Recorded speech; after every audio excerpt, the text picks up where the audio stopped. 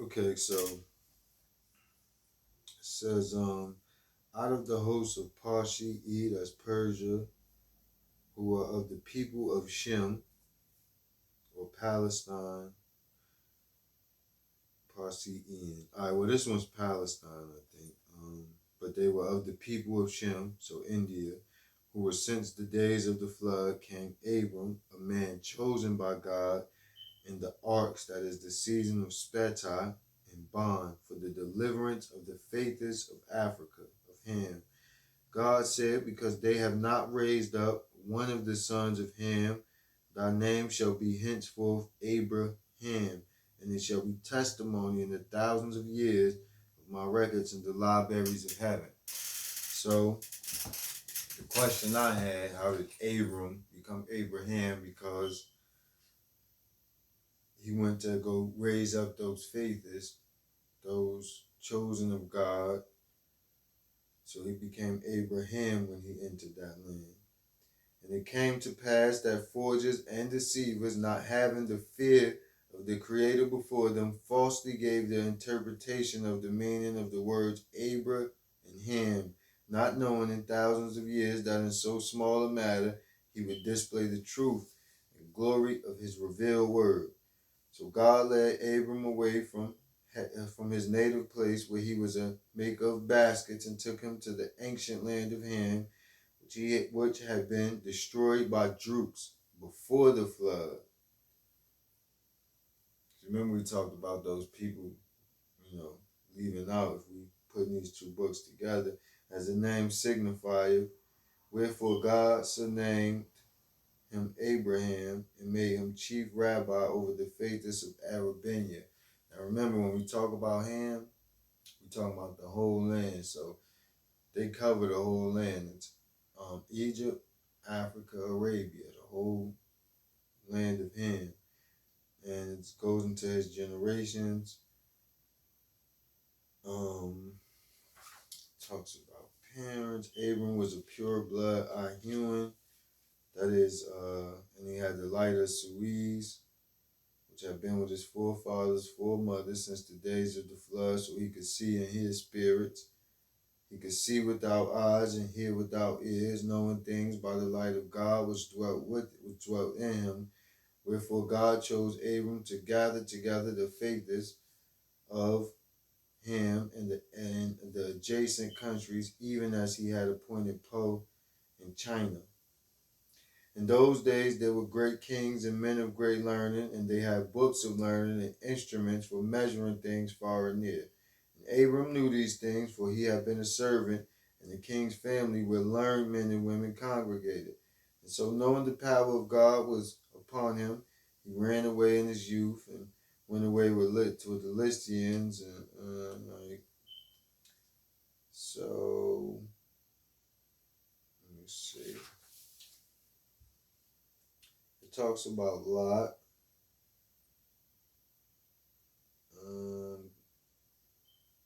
Now it came to pass in the early days of Abram, he told his brother that the light and power of God were with him, and though others believed in him, yet Lot, Abram's brother, and Lot, Abram's nephew, believed not in Abraham, saying of him, he was born naturally, and is wise of his own judgment. God said to Abram, it is an easy matter to commune with spirits, but not to judge righteously of them is not so easy, for which reason thou and thy wife and 100 picked men shall go and visit Sodom and Gomorrah in the valley of Siddim. And then we get that story. And God spoke privately to Abram, saying, I will destroy these cities, for they are as hells for evil spirits, but Lot shall escape.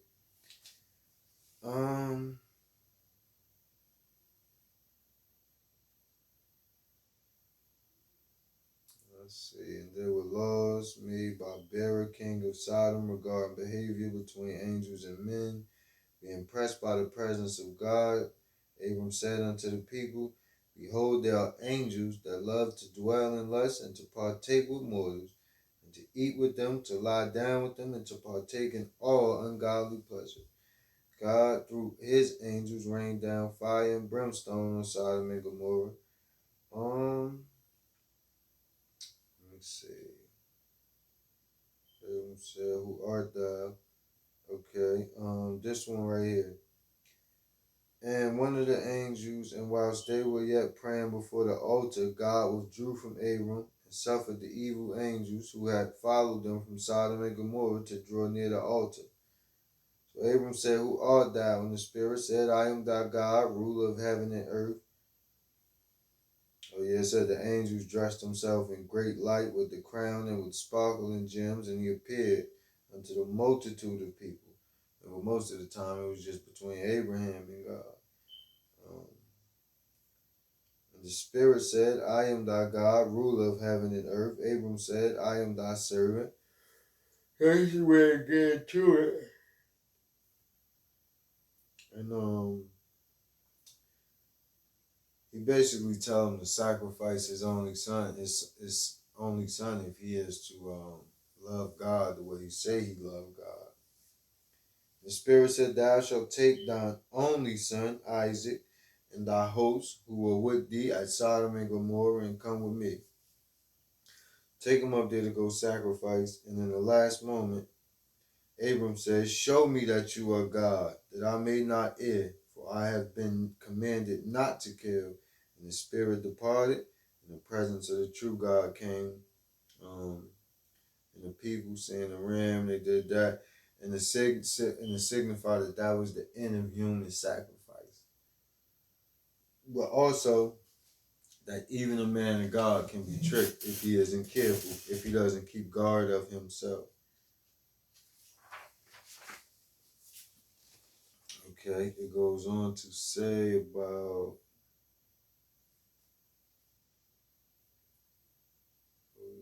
spirits can disguise themselves as fathers, mothers who are dead, professing love and profit to you. The wicked in heart having profited, and da da da da. For man saying whatever. As God is captain of heaven and earth unto all righteous souls, so there is a Satan who is captain over all evil spirits. And inasmuch as the king's people have not faith in the Father, their souls fall prey to Satan and his hosts. Let not any man flatter himself, saying, "Behold, I have joined the faithless, the Israelites.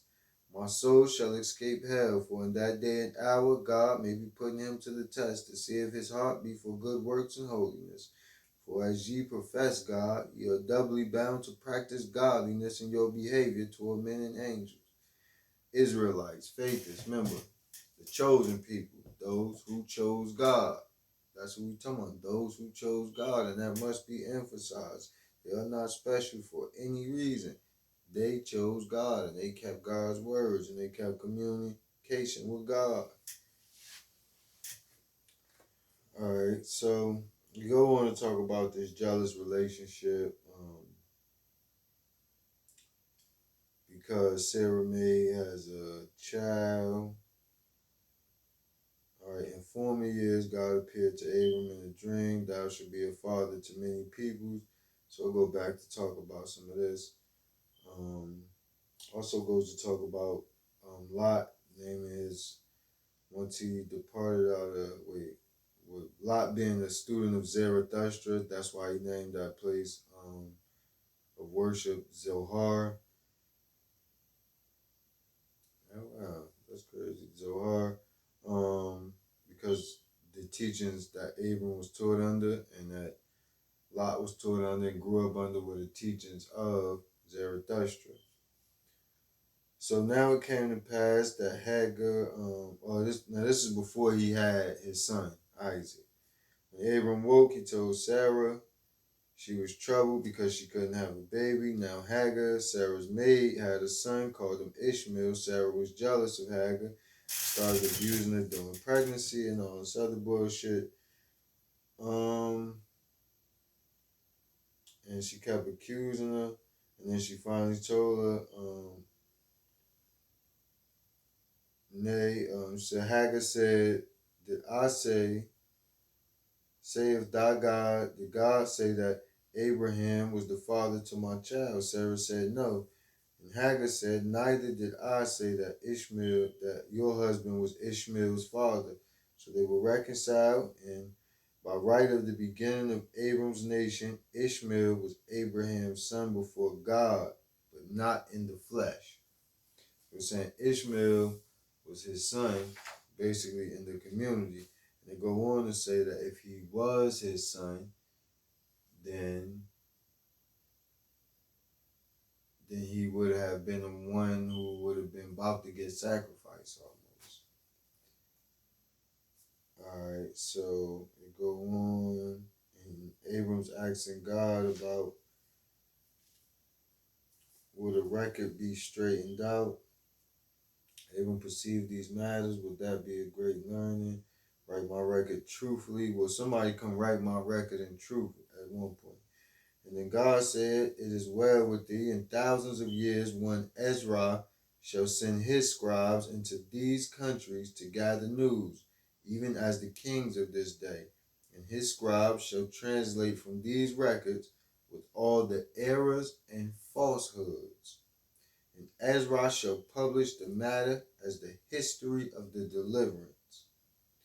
Abram, hearing this of God, bowed down his head and wept, saying, Thy will be done. And God comforted him. Alright, so it kind of ends with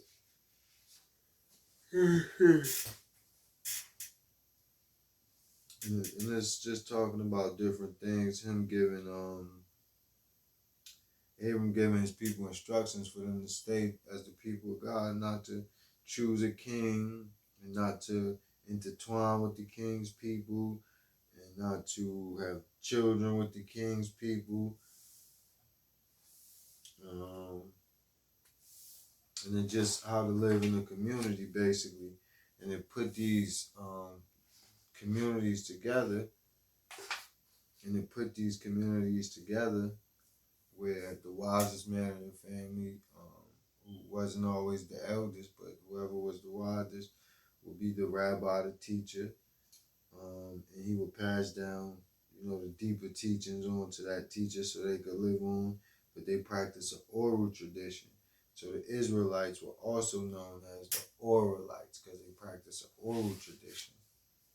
So as we continue in this, because I want to try to move. Now the story of Moses is long. Now remember, we're already talking about Africans in Africa. Now,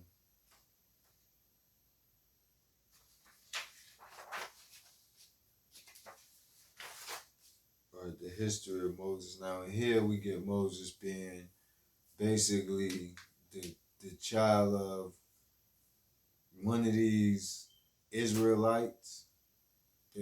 His father being basically an Israelite, and his mother being Egyptian royalty and Urantia. In this book, we got him being born to both Israelite parents, and basically the creator putting a plan together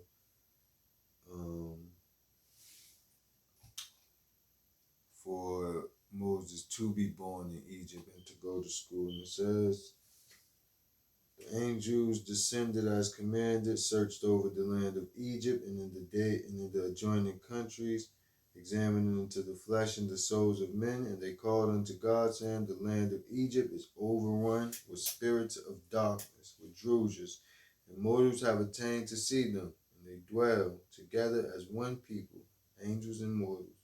God said, Go ye amongst my chosen until you find a man capable of understanding between truth and fable. And then eventually he is born, and then, let's see, born forth of the Irene, not acknowledged as an heir. It says, Levi grew to be a large man, and he was not acknowledged as part of the chosen race. So this is the birth of the Levites, the imperfect flesh beings. Levi signifying joined together because his toes were not separated.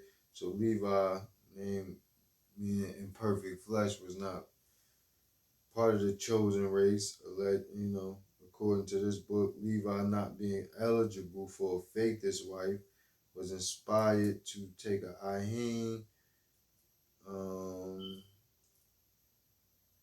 faithless upon was circumcised, faithless, and then Mara, devout worshiper. Mara bore a son to Amram, who took a wife to Yochebed, sister, and then Moses came.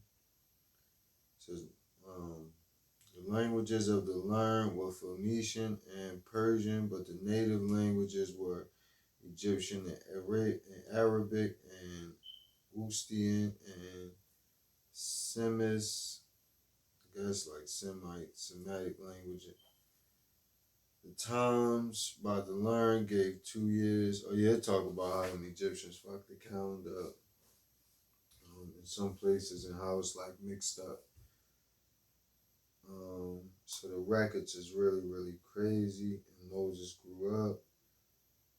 And the faith, it say, because the Israelites' faith is worship not gods and lords, but the Great Spirit only. And because they resented not injury done by another, that means they were not violent. They have been kind of like the Martin Luther King, have been limited into servitude by the Egyptian laws, which has stood for 1,500 years. These laws were called the Sun Laws after the manner of the division of the Osirian system, which I gotta explain that. But it said that they was oppressing them. Amongst the Sun Laws were the following, to wit, the God of gods, Osiris, the creator, whoso boweth down not to me, shall not partake of me. And it says that if they worship not me, but the Great Spirit, if they deny the Creator, if they circumcise, if they don't have possessions, they don't have houses, nor send their children to the schools, for they shall be servants and servants of servants forever. So that right there sounds like the alleged curse of Ham, right? But remember, we talking specifically about the Israelites, that is the faithists. And it says in here that Moses' father was a Budon Arab. And if we look at the Budons, we see that they were like a really, really peaceful people. And they just traveled because they didn't own anything, didn't own land. They were just a migratory people. And that Osiris was the god that was worshipped. And Osiris was not a god who was for the Great Spirit.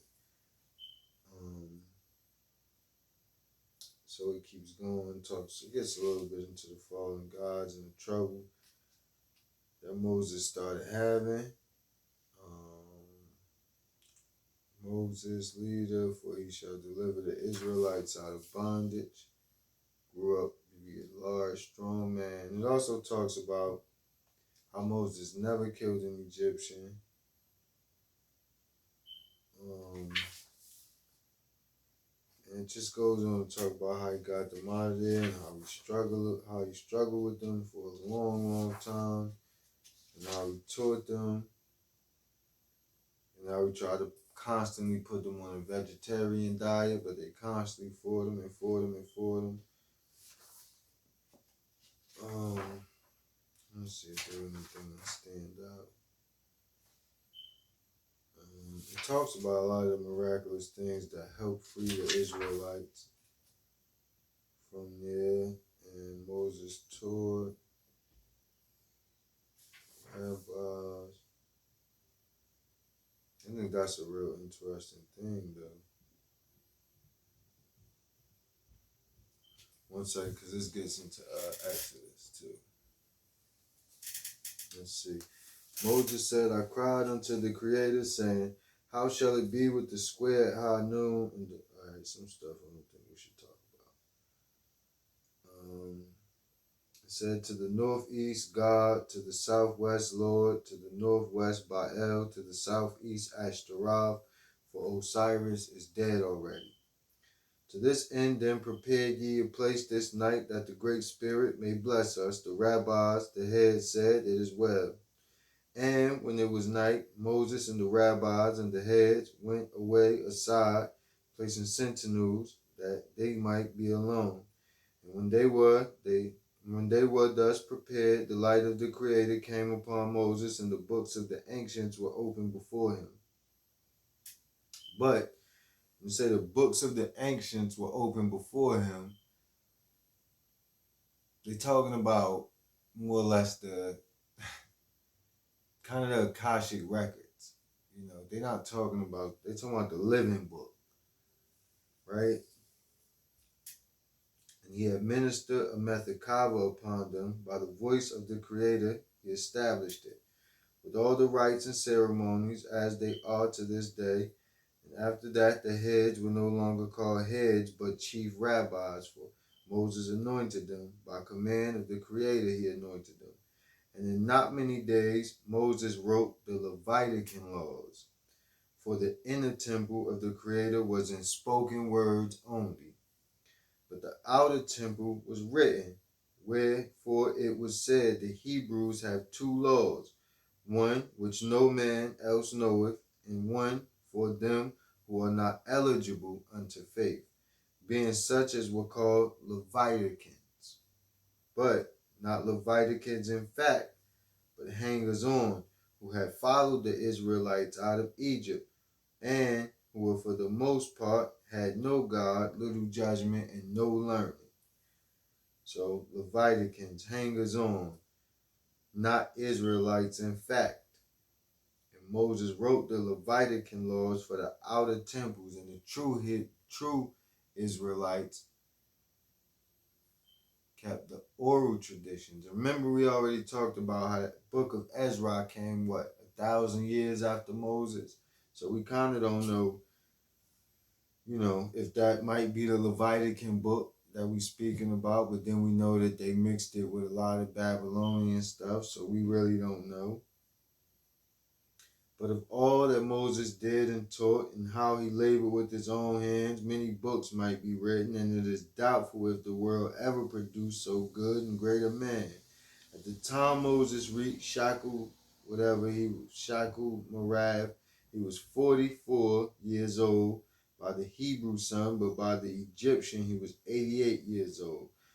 Remember, they had two calendars and all this crazy stuff. Of Pharaoh and his hosts who were not destroyed in the sea, be it said, they returned home to their places. And not long after that, Pharaoh banished God Osiris from the earth, declaring himself the Savior of the world and vicegerent of the Holy Spirit. The scribes and recorders assembled in Kaona and appointed Phaya, an Egyptian, to write the departure of the Israelites out of Egypt. And Phaya wrote the account and called it the Exodus of the Hebrews, and it was recorded in the king's house of records, and copies of it sent to the largest cities, and there recorded also, for such was the law of Egypt. Phaya's records was afterward accepted by Ezra, and is that which is known to this day as the first book of Exodus.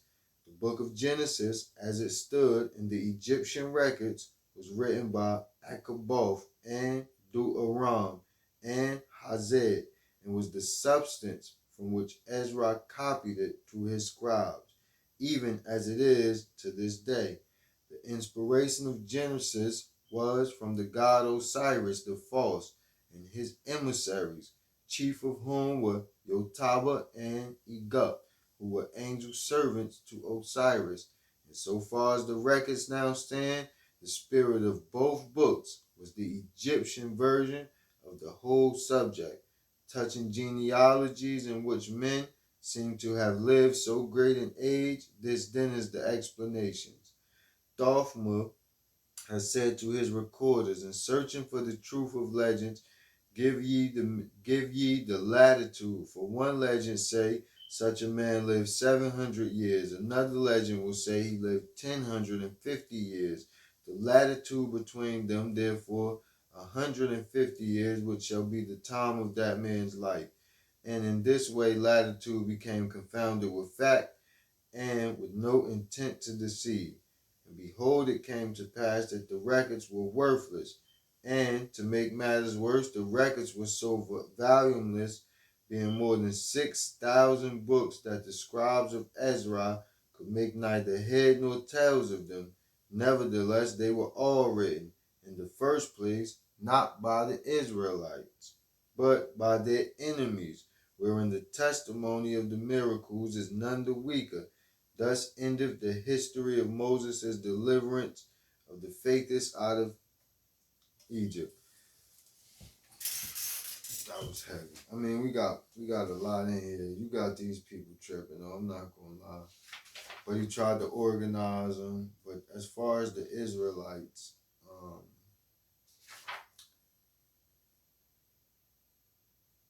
the testimony, my people, for what the Israelite Hebrews have suffered, the king answered not more. Okay, before we even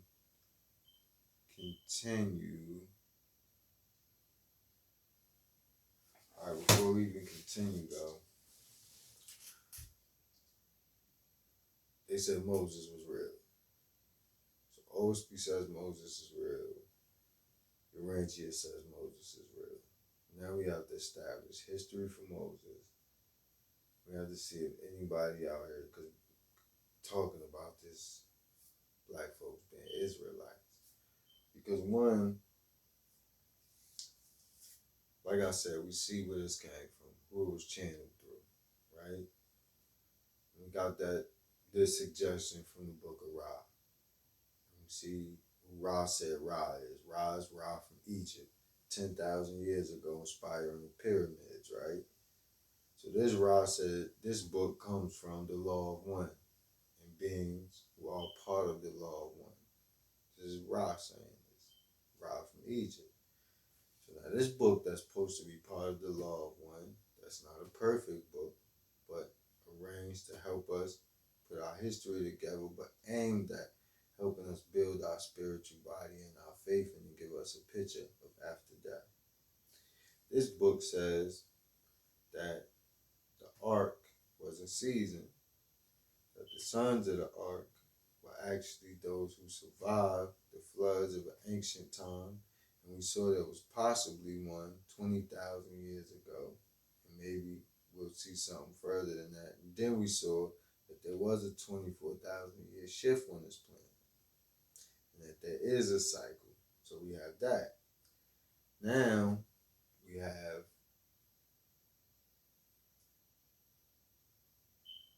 we're looking at them saying that Ham is Africa, and that the Israelites, which is basically the faith, is the chosen people of Africa, the Africans, but that they were the survivors of Atlantis, Pan, nicknamed Pan, and that chosen just mean those who chose God, to keep the guidance of God, to keep the love and the will of God.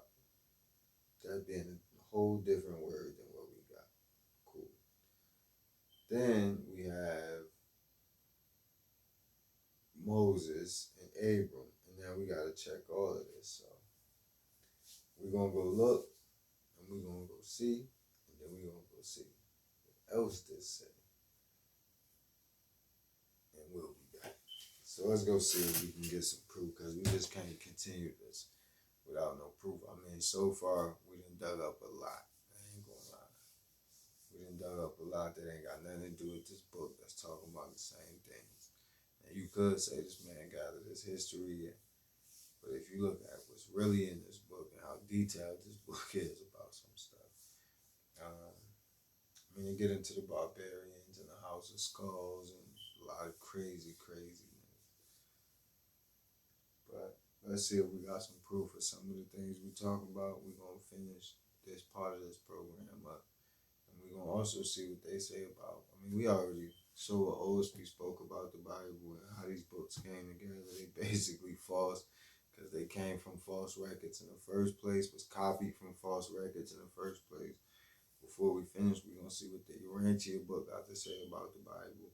And if it got anything close to say, we know the Quran was copied from the Bible. We know the Bible is copied from a lot of bullshit in Egypt, and that's the true teachings of Egypt.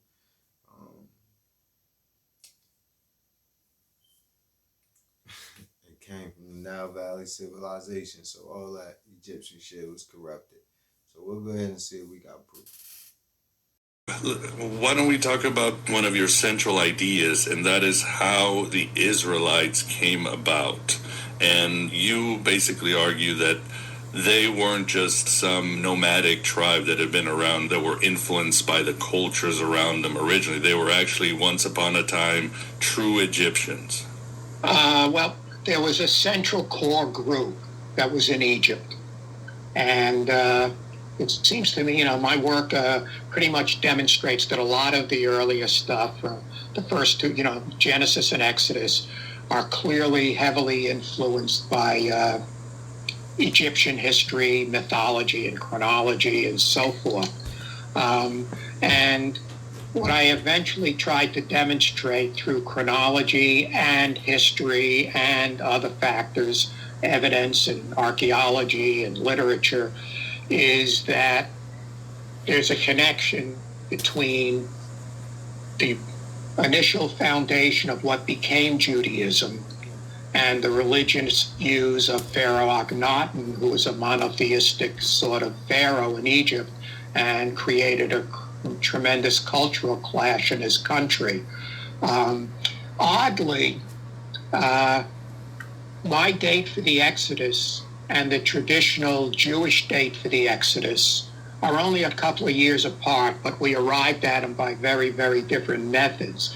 Yet, for whatever it is, despite their date, which would still be consistent with my ideas, they never want to explore that connection because they want Judaism to be unique.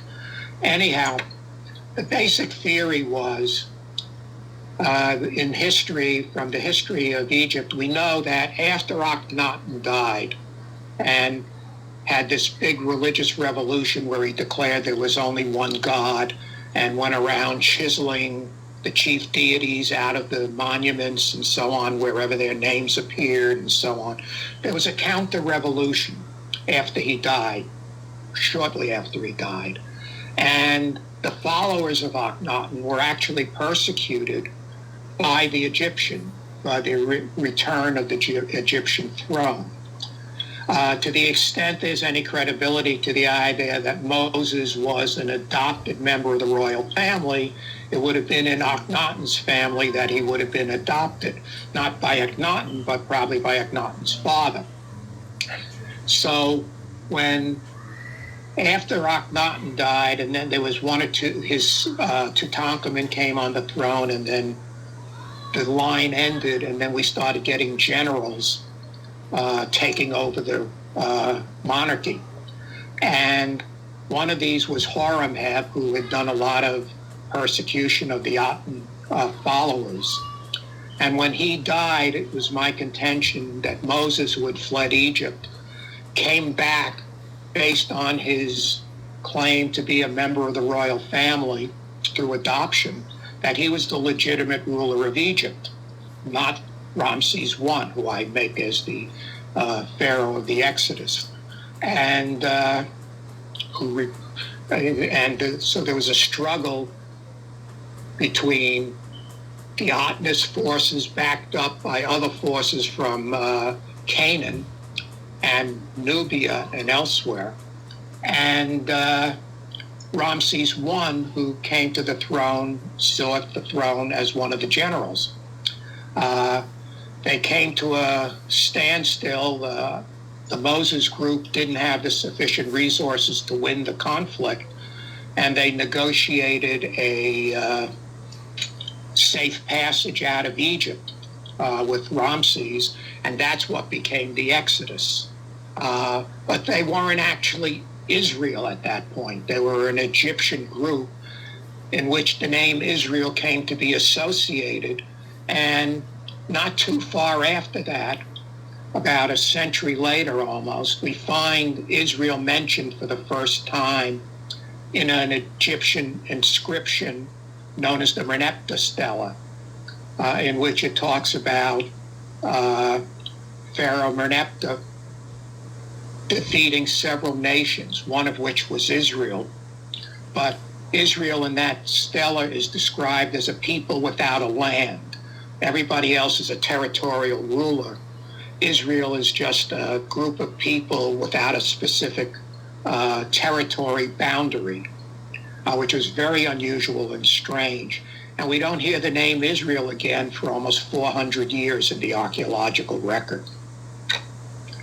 So that's the background from where I was coming. So Moses would have been educated as an Egyptian, as the Bible tells us. He was a member of the royal family. He would have had a royal education. He would have been thoroughly intimate with what would have been Egyptian history, Egyptian mythology, Egyptian traditions, and he brought those out with him. Several members of his tribe had Egyptian names in the Bible. And so that was the main theory. And then when Israel, the group that became the core group, which was basically the Joseph group and the Moses group, they merged with other Canaanite peoples and some of the Greek Sea peoples, who were the actual invaders of Canaan. At the same time, Israel was moving into uninhabited territory. The Philistines and other sea peoples from Greece were moving into the same lands, but coming across from the west into the east, while the Israelites were settling in the eastern area. And what happened is they didn't hide their Egyptian gods, or they started adopting some of the Canaanite gods and they just fused together? Not quite. They merged in with their cultural surroundings. The Mycenaean Greeks that formed part of their coalition from Crete and Mycenae brought some of their religious traditions and mythologies. Canaanites had their religious traditions and so on. And what was going on from the theological perspective is the core group believed in a monotheistic form, or at least a chief deity, and they were rewriting Egyptian mythology, or Egyptian theology, if you would, by transforming many of the gods and deities from deities into humans. So a lot of the people who appear in the Bible as humans, including Abraham, Jacob, and many of their ancestors, were actually deities. You know, people like Adam Adam was just a variation on the god Adam, which was one of the chief Egyptian deities of creation. And you find a lot of that stuff. But they decided to adopt the tribal god Yahweh, who was probably, the son of El or something like that? Well, at some point they came in, El was basically the Canaanite chief deity, along with Baal. And a lot of the early Israelites had Baal names. The first king of Israel, Saul, had sons with the name Baal. One of the judges had Baal in their name. This was a later embarrassment to Egyptian redactors, and hundreds of years later, and they tried to change the names by substituting other names. So you find certain characters in the Bible with two different names, like Gideon and Jerubbaal, which are the same person, and they get confused in the story. So they were adopting, and there were other deities, singular deities. Yahweh is particularly a difficult one to identify, although there does appear to be a deity from sort of the Edomite area that might have had that name. I sometimes speculate that Yahweh might be a variation or a transliteration of Zeus, who was Dios or Diabe. But I can't make that argument for certain. Wouldn't be surprised. He was a storm god and a stormy god for somewhere in a little after 200 of the Common Era, so traditions going back further than that. It's talking about the Jewish people in terms of their color. How are we described? Right, so Rabbi Yehuda Nasi wrote the Mishnah. He was a direct descendant from the house of King David, and he was in charge of passing on the law of the generation. Now, to have written down the oral law was forbidden for the Israelites. It was oral, meant to be taught father to son. He saw that we are already scattered around the whole world, and if we don't preserve this, we're going to lose it. So he chose to write it down, and it was called the Mishnah. In the Mishnah, he was speaking about the skin afflictions that happened to people in the times of the temple, and when he's speaking about the color of the skin, he references and says that the children of Israel were not white, and they were not black. They were boxwood. That's the word it was used. Perhaps like the color of the table we're sitting at. And, you have to imagine he was saying the children of Israel. I think he was speaking about in past tense of who they were. At the time already that he was alive, you had great, Roman converts who became Torah scholars. Rabbi Akiva's father was a convert. Rabbi Akiva was one of the greatest sages ever. You had Onkelos, you had Shemaiah and Avtalion. These were masters on the Torah chain who were converts. And I'd like to now bring up another interesting place that you're finding descendants of the Israelites, but may not necessarily be from the 10 tribes, but will also play a role. And it shouldn't be overlooked. It's a very serious scenario, is in Africa. Africa has perhaps hundreds of millions of people with this identity right now of being from the people of Israel. Does that mean they were from the 10 tribes? Likely not. We were taught by the historians and within our own traditions that when the Romans conquered Judea, a few hundred years after that the tribes of Israel went into exile, perhaps millions of Judeans were sold into slavery, into Africa, into Rome, deep into Africa. And if you look now, you're seeing people who are most likely the descendants of those slaves who kept true. I'd like to bring up a few specific examples because they're going to be game changers. One of them wrote letters to Israel when it became a state. And they said, we're Israelites out in Africa. Everyone laughed at them and they said, African Israelites, these people are just trying to jump on the first world country bandwagon. They're living in a third world country. They got nothing. We're coming to Israel. We got innovation, technology. So they're trying to get on this train because there's such a thing called the right of return. All descendants of the Jewish people from around the world are able to move to Israel. So they said we are also. And everyone kind of laughed at them, like I said. And a few people took it serious and went out there and started studying them, learned about their culture. And a professor from Duke University went out there and did DNA testing on them. And he showed not only did they share Semitic genes from people who were in Yemen back to the Middle East, these gentlemen, a large percent of them, have the Y chromosome to be Kohanim, to be priests. Now, if anyone who doesn't know, a priest is a specific family clan of the nation of Israel who come from Aaron, the brother of Moses, who was the first priest. And anyone descended from Aaron has the status title priest. And we found that these men in this village in South Africa called Lemba, Lemba, carry this genetic marker to let us know that they share the same as from the Sephardic and the Ashkenaz and the population of the people in Israel today. They share the same exact DNA marker.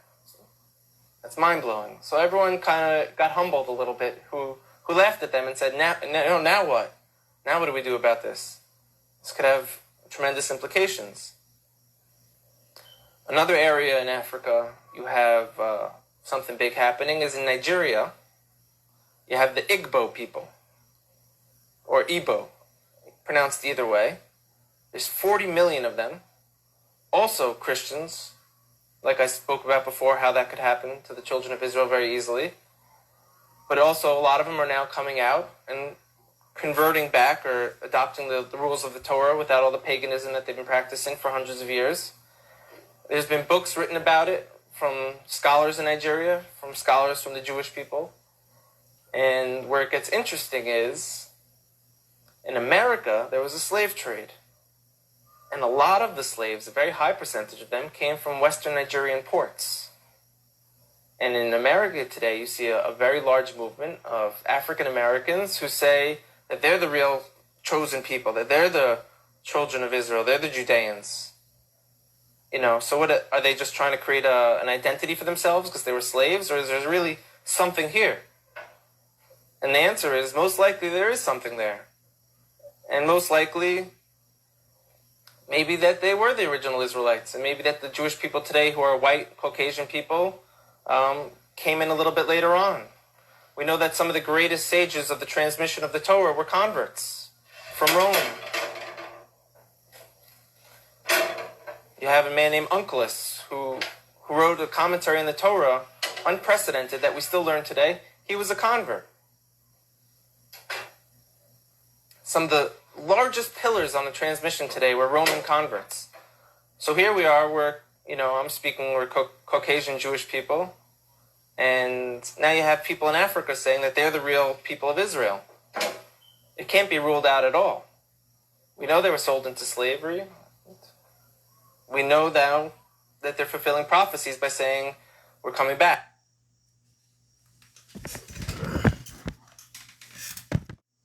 Also spoke about something which could be a little controversial, which is the Hebrew Israelite phenomenon in America, where you have descendants of the transatlantic slave trade identifying with being of the children of Israel. Now, can you tell me, in this transatlantic slave trade, was there any Igbo blood? 31% of the African American population is believed to be of Igbo ancestry, because Igbo land suffered more from the slave trade than any other part of Africa.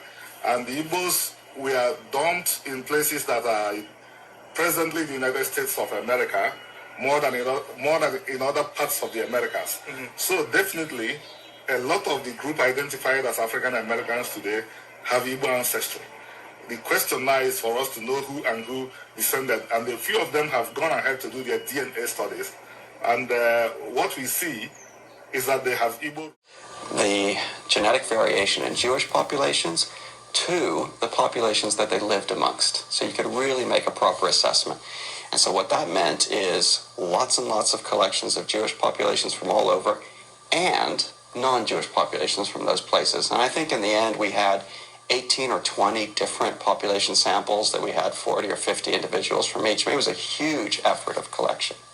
The beginnings of the legend of the Lost Tribe go back to the northern part of the Israelite kingdom. So initially the kingdom was a single kingdom under King David and King David's son Solomon. But shortly after that, the kingdom was split into a northern part and a southern part. And the northern part was conquered by the Assyrians. And these guys were nasty, truly nasty. And when they conquered a place, they practiced what's probably the first recorded instance of ethnic cleansing. And so what they did, to make sure that there wouldn't be subsequent rebellions, they took the leadership of any places that they conquered and distributed them elsewhere, so they couldn't reestablish themselves. And they did that with the northern part of the Israelite kingdom, which was called Israel. They did that with the northern kingdom, and all the tribes that had been allotted that portion of the ancient Israelite territory disappeared. And that is what we now think of as the lost tribes, those individuals that then disappeared, because the story in the Bible is told from the perspective of the southern kingdom. From the perspective of the southern kingdom, called Judah, these individuals were gone. Now, what happened to them, nobody knows. Some people actually think that Kurdish Jews and other Jews from that region may in fact trace back to that very early dispersal. But nobody really knows. But that's the origin of the idea of the lost tribes. And it had such an impact on people over time that you've got groups literally everywhere in the world at different points in time, from Japan to Holland to Afghanistan, in fact, that have been identified with the lost tribes. And so as such, we took the view that it wouldn't be sensible to just indiscriminately go out and start genotyping anybody that has some kind of a claim to a Jewish connection. But there was one group in particular that really was quite intriguing, and that's the Lemba from southern Africa. And while they did not consider themselves a lost tribe in a narrow sense, they did consider themselves to have an origin in the ancient Israelite kingdom. And they have a story of dispersal from that part of the world, something like 3,000 years ago, and other aspects to the story. And that part of it is not so distinctive by itself, because there are other groups that have stories like that. But there had been a study done, perhaps 10 or 15 years back now, a bit longer maybe, by a South African geneticist that showed that some of the Y chromosomes in this group, the Lemba, were Semitic as opposed to Bantu. And that distinction is quite easy to make with genetic markers on the Y chromosome. And that was surprising because the Lemba look like their Bantu neighbors, and yet they have a lot of Y chromosomes that are Semitic. So that's intriguing, but that doesn't make it a Jewish connection. So with that starting point, we thought, well, might there be some way to see whether the Semitic Y chromosomes that these Lemba carry, whether they might have, in fact, a specifically Jewish origin. So that's what got us started. When you think about Jewish chromosomes as opposed to Semitic chromosomes, that's a hard distinction to make because we know that that's where Jewish Y chromosomes come from, that part of the world. And so a lot of Y chromosomes, it'd be hard to tell whether they got into the Lemba from specifically a Jewish source or, for example, from Arab traders or something like that. However, the studies that we had done with the priesthood had identified this one Y chromosomal type, which we called the Cohen modal haplotype, the most common type in the Cohenine. That type is not very common in non-Jewish populations. In fact, it's pretty rare. So if we happen to bump into that type in the Lemba, we could say, hey, it's pretty likely it's a Jewish origin because it's not too common elsewhere. So that's about all we had to go on, and off we went. And sure enough, when we looked in the Lemba, 10% of them or a little bit more had this type, which is primarily found in Jewish populations. And that was a stunner, I have to say. Every so often you do this work and you see something, you say, that's amazing. And that was a stunner.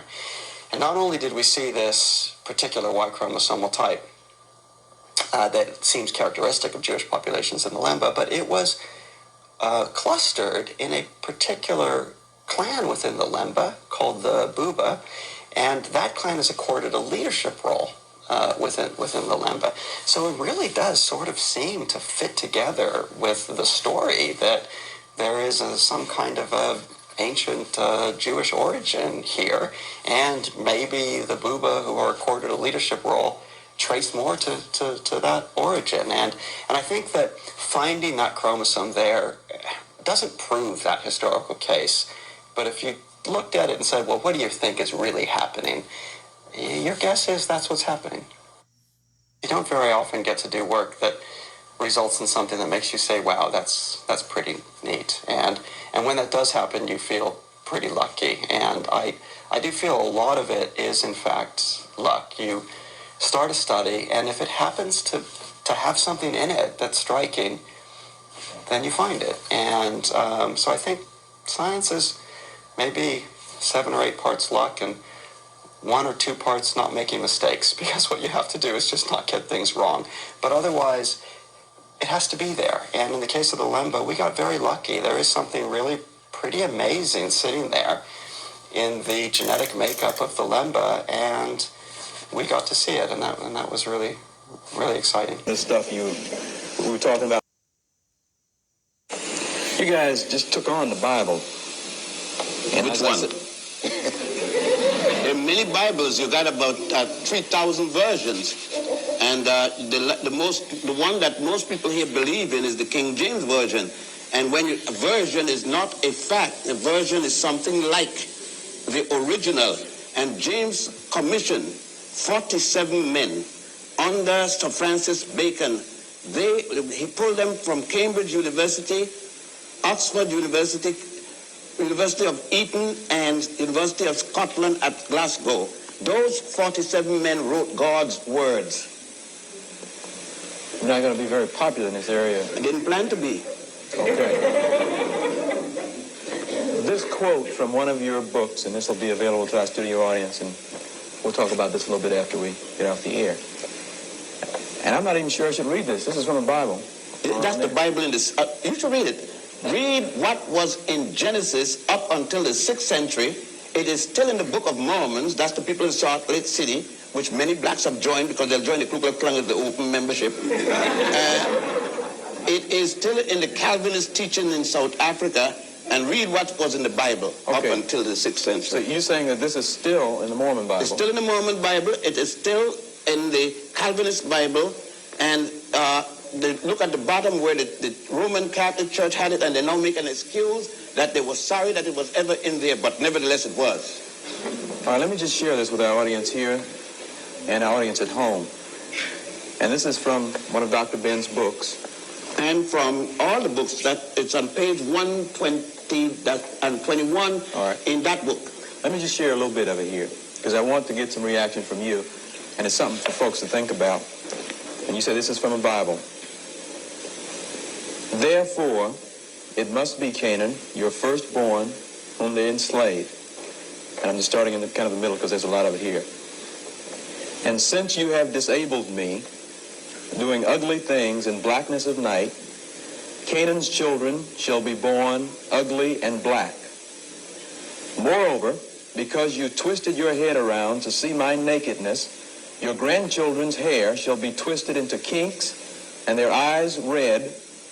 Again, because your lips jested at my misfortune, theirs shall swell. And because you neglected my nakedness, they shall go naked. And the rest of this stuff is underlined. And this is a quote from the book. Bible, you say. And their male members shall be shamefully elongated. Men of this race are called Negroes. Their forefather Canaan commanded them to love theft and fornication, to be banded together in hatred of their masters, and never to tell the truth. That's right. It was in the Judeo-Christian Bible until the 6th century of the Christian era, also called AD, Anno Domini. And some black ministers refer to it. Just a few weeks ago in New York, I was listening to my radio on one of these religious programs sponsored by a liquor store. And it says, the minister says that these young blacks are acting up. We shouldn't act up anyhow, because when we die and we go to heaven, we're going to be white anyhow. So we say anything. Remember that we did not know that Christianity came from Egypt,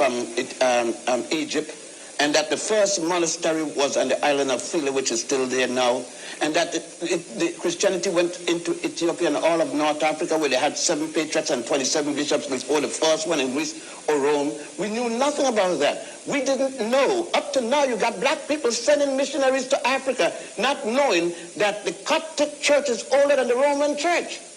We still send missionaries. We still tell lies about Africans eating the missionaries. I wish we did eat the missionaries, then we would have had no problem. But we still got that. We still got roots. People thinking that roots has had something to do with history when the man says a novel. People naming their children Kente Conte and Conte Kente and all kind of thing now. But these are people. You take issue with that? You find something wrong? Yeah, it's garbage. It has nothing to do with history. Are you calling It's Roots? a novel. Roots, the most popular television show in the history Amos of and this Andy country? was the most popular radio show. And it had nothing to do with black people. It were 2 white Jews. You know, I told you, the worst part of our enslavement is not the shackle on the hand. It's the shackle on the mind. What we have been conditioned. Look, remember this, that the slave master doesn't train his slave to be free. We once used to train ourselves when we had such things as the African Methodist Episcopal Church, the African Baptist Church, the African newspaper. Frederick Douglass, Natona, Denmark-Vesey, and all these different people had churches where they taught the people their own history. Look, go into our churches and find out, do they sing the spirituals anymore? No. They got anthems from Scotland, from Germany. They don't sing the songs of the African people anymore in the churches. What's wrong with that? What's wrong? How does a song from Europe, from Scotland relate to you? You Scottish? You could have fooled me. But you see, this is the whole thing. Suppose that we just, not all of it, just suppose we believe half of what you said here tonight. What difference is it going to make? Quite a lot of difference. Your behavior. What difference? The behavior of the child. If you tell a child that all his ancestors and all his people before him ever was, and you prove it to him by not showing him anything that his people did, why would he feel good? when you got busing now. Everybody been fighting for busing. So the bus goes, you show me one bus bringing one white kid from a white neighborhood into a black neighborhood to study. All the buses go from the black neighborhood to the white neighborhood. Show me a class in music appreciation where they're showing you African music. It is European music alone. Now it has an impact on the child. The problem that we are facing is that, I say, you ask what's different, okay. Is when I hear that the black people brought here on the slave ships could possibly be the same people that the whole Old Testament is written about, the Israelites. And so I started to research that and read and watch videos and read things online. And it, especially after reading Deuteronomy chapter 28, the first half of the chapter is the blessings that Israel will receive if they just keep the commands. That's all they had to do. And then the second half is the curses that are going to fall on them if they don't keep the commands. Please go read those. Go read those and think about what these people have been through since day one of arriving in this country as slaves. And you just make up your own mind and pray about it and see where the Father leads you on that. That's all I can say. For me, personally, this is my journey. And for me, it brought the scriptures alive to me. Like, I believed it. Like, these are, to me, his people that are still living this curse. Black people over here getting killed. The black people in other countries scattered in the slave trade.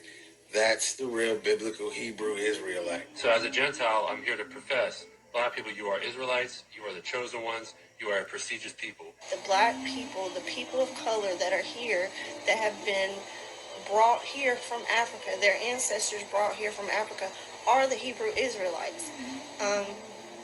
They're even in the African dictionary, African and Negro are two different things, are two different classifications of people. Brothers and sisters, blacks of America, it's you. You are the true Hebrews. You are the true Hebrews from the Bible. I would interject that the true biblical Hebrews are the so-called African American people that are scattered abroad throughout the world. The real Jews were Hebrews, black men who used to go there. Now, the only race of people that were brought over on ships and sold as bondmen and bondwomen, which are slaves, are the so-called African Americans. Specifically, the people who have been sent all over the earth on slave ships, those people are superior, even in the Most High's eyes himself, because those people are the Israelites. And there's a scripture that says, not only it says if you bless them, you'll be blessed, but there's also one that says you have to cling to them or you can't even be saved. I know the black people here are the true Hebrew Israelites. I know that. No matter how much facts, no matter how much scripture you all are presented with regarding who the Hebrews in the Bible were and who they are in the earth today, which would be the so-called Negroes, Hispanics, the Native Americans, the Aborigines. You so-called blacks, Hispanics, and Native Americans are the biblical Israelites. The Hebrew Israelites, God's chosen people, are what we call African American. Okay, they're not African and they're not American. They are God's chosen people. The real Israelites are the black and brown people of the world. Your true Jews, or your true Yehudim, are the so-called black person, or African American, as you like to call them sometimes. They're not African at all. They're the true Jews.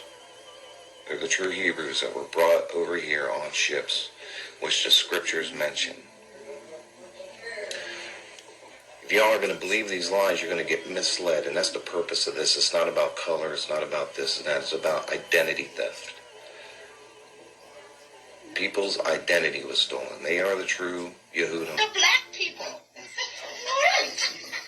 And when I first came in the Torah, and there was none but black people, and I just got kind of upset finally after, and I says, how That's just the black people. Where do I belong?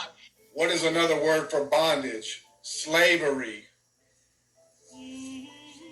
So the reason that the Israelites went into slavery is because they chose not to keep the covenant that God made with them and them only. So they call themselves Black African Americans. And really what they should be talking themselves is they are what? The Hebrews and the Jews of the original temple of the city of David. Now do you get the picture?